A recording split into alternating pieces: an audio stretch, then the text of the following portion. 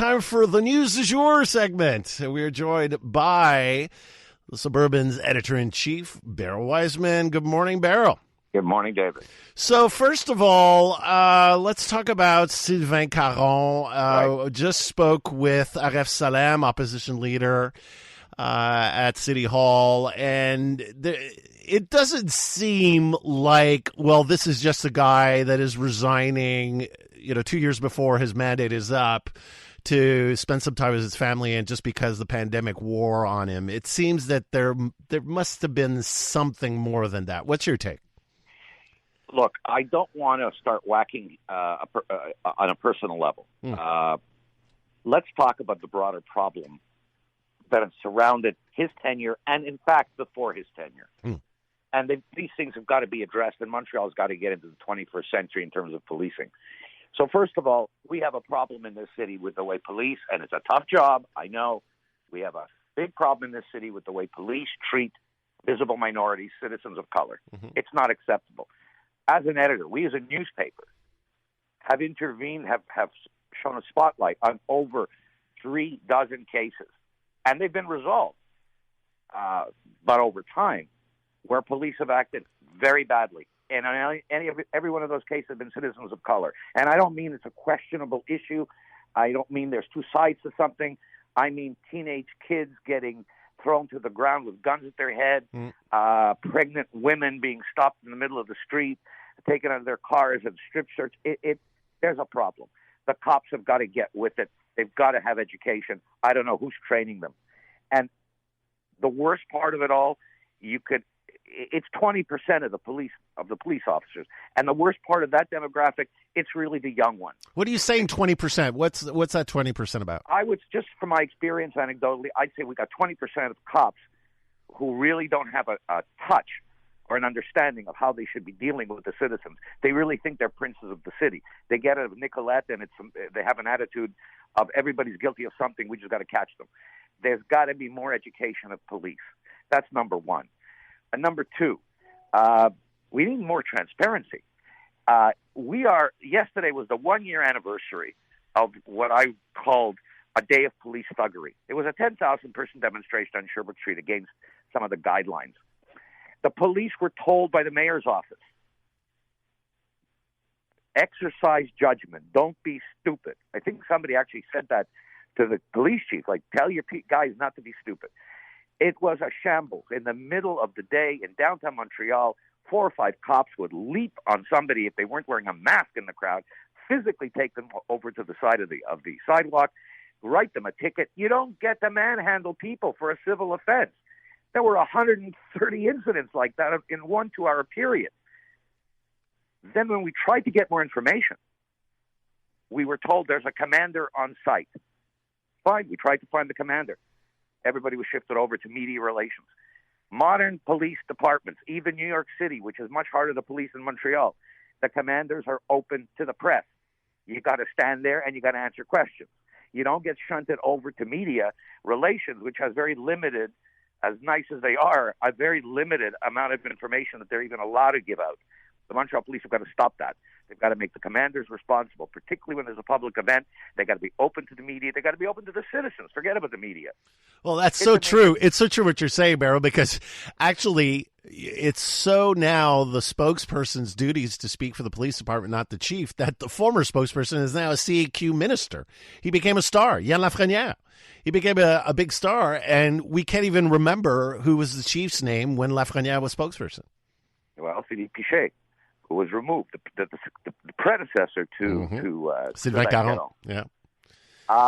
Third thing is, I don't know if it's Chief Caron's feeling. I don't know if it's a policy of the police department. But the one thing that Montreal led in North America on was the concept of community policing. The neighborhood police stations gave a connection between the police and the citizenry. The police officers themselves knew who was no good within a certain neighborhood, and they knew the people. There weren't random stops and searches of people. The attitude of closing those police stations, and we've closed about 20 of them, is wrong. It's just wrong-headed. The one thing we led in North America on in policing, we're closing down, supposedly because of budgetary reasons. Now, Chief Caron and Mayor Plante are disagreeing on this. Mayor Plante voted with or supported the opposition motion that there be a moratorium on closing stations, but that policy has got to stop. Fourth, I don't know what is taking so long to debate police cams. Police should have cameras on them for their sake and for the sake of the people they stop. People have got to see, the citizenry has got to see, the police themselves, the police commanders have got to see what their officers are doing on the street, how they're talking to people, even if they stop them for some kind of a traffic thing. There are too many incidents. I don't know why this is such a problem with so many police departments in North America having them. We got to get with the program and do it. They're serving the public. The attitude of the department is problematic. And hopefully, whoever is named the new police chief, and this is point 5, will address all that. Hopefully, we'll have a new dawn in Montreal policing. And hopefully, Mayor Plante will pick someone who can speak to both sides of the population in Montreal, an island that's 50.3% non-Francophone. And when Chief Caron was appointed, and he openly admitted, of course, his problems with English. I don't know if he certainly didn't speak it well at the time. No, and apparently he didn't speak English, if at all. I didn't see the press conference this morning, but apparently he didn't speak English. Yeah, it's all French. Yeah. We don't want Mayor Plante saying that that's not a problem, as she said when Chief Caron was appointed. It's a problem. Policing is not a power that's devolved to the demerged cities. So the demerged cities that are paying over half their tax revenue into the AGLO, the police are a center city obligation. Police chief has got to be able to communicate well with the 50.3% of Montreal Island who are non-Francophone de souche. That's just, it has to be cast in stone. Well, we got it. We got a police. I mean, Sylvain Caron was police chief in Sorel-Tracy. I mean, that's where he comes from. So the idea that the past 2 police chiefs have not come from Montreal. Exactly. By the way. Neither did Pichet. Pichet, I think, was SQ. Yeah, that's correct. But I don't think he was from Montreal originally either. But there's got to be somebody, I'm sure, in the Montreal Police Department. I can think of several names that would make an appropriate choice for police chief. And if I could just throw in another line. Yeah. I know a lot of them, and I would suggest to Mayor Plante that perhaps the choice not simply be done on a linguistic basis, that they just that they look at more than just Francophones, that anybody with a good record is eligible to be considered for police chief. I want your take on the fact that right now, I mean, there's also a lot of questions, and again, I'm zeroing in on Chief Caron's comment this morning where he said there were communications problems with Mayor Plante and City Hall during his tenure. And the fact is that was there interference? The relationship has been strained, to say the least. Now we're going to have an interim chief. We're going to have a search. I mean, we won't get a functional police chief till what, the end of the year, basically? And so what needs to change also between the way this administration has been dealing with police over the 4.5 years they've been in power? One would think if you're a mayor, right, what's the first call that a mayor makes in the haute fonctionnaire? It's to your police chief. You better have a good, confident, two-way relationship because you're the mayor. Your public security is like job one as the mayor, keeping things together. All the other stuff is important, housing and homelessness and all that. But your first job is like making sure that things hold together. If you don't have a comfortable relationship. Breaking news, expert opinion, the Elias Macco Show. Welcome back. David Hertel with you. This is The Scene, live from Ottawa. A rousing standing ovation from all members in the House of Commons. Over 4 minutes standing ovation for President Zelensky's address. I have Beryl Wajsman still with us. Thank you for staying on, Beryl. What did you think? A pleasure. Look, it was a personal address. I'll give you my comments in a very personal way. I was reminded of a line of poetry from a Russian poet, the great Russian poet Alexander Pushkin. And it is not incongruous to mention a Russian poet when we're discussing the Ukrainian crisis, because the cultural bonds, the intellectual memory, the institutional memory, is so similar between the two countries. And Pushkin once wrote, "It is better to have dreamed 1,000 dreams that might not be than never to have dreamed at all." And that was the sound of Volodymyr Zelensky today. Tremendous courage, tremendous pathos, and he spoke. It's almost a device of oratory. He spoke personally, and made it personal to Justin Trudeau, naming Justin by his first name several times. One leader to another leader. Yeah.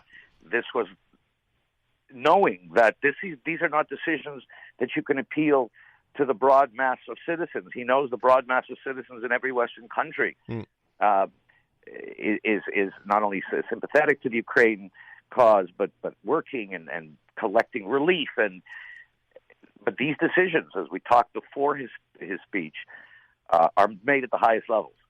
And he made it directly to Justin Trudeau.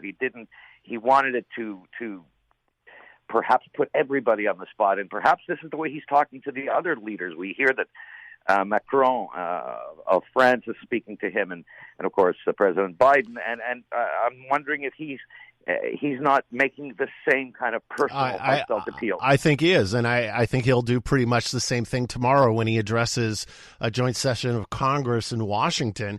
I was the fact that he mentioned, he made examples and comparisons to what if Toronto was bombed, what if Montreal was bombed. He mentioned the two largest Canadian cities by name, clearly calling to close the skies to Russian aircraft. He wants an expansion of sanctions. He's making clear demands, and he even reached out to the Ukrainian diaspora in Canada. I thought this was Churchillian, just Churchillian. It was remarkably moving. He didn't indulge or engage in some of his often mentioned remarks about fighting and fighting to the end. And he tempered it. As I say, he made it very, very personal, very warm. He's looking for ways to realize his options of what he needs. But as we discussed before the speech, it's not going to be an easy thing to do because of the reality of confrontation with a nuclear power. And nobody knows how far Putin is willing to go. It was impressive. I mean, the U.S. cable news channels carried the address live as well. And so I'm wondering the impact with ordinary people, ordinary Canadian citizens. Do you think this will add the pressure on the Trudeau government to do more? I'm not sure how much more the Trudeau government can do than any other Western country. Well, the government announced new sanctions against 15 individuals this morning. They did. It's questionable how much sanctions work. It's questionable. It's not a great weapon. It's what we've got. It's what the West has. But it's questionable what's it done against Iran or what's it done against Syria. And now even the South African sanctions, you can't draw a straight line from A to Z. This is a war. This was an unnecessary war. He made reference to 8 years of fighting, for example. So in those 8 years of fighting, prior to Zelensky's election, a lot of that fighting, of course, was in the two eastern republics that had voted to secede and join Russia. And there was enough instigation from both sides, both the Russian side and the Ukrainian side, and they were bombing each other. And if you remember, before the invasion, about a week before, Putin had sent out signals that he wanted to send his troops into the Eastern Republic to protect them from any further fighting with Ukraine. And even though President Biden and other Western leaders said, don't do this, we oppose it, there'll be sanctions, the rhetoric was mild. Yeah. the West was prepared to accept Russian troops moving into two republics that had voted to join Russia. Why Putin's strategy changed from that?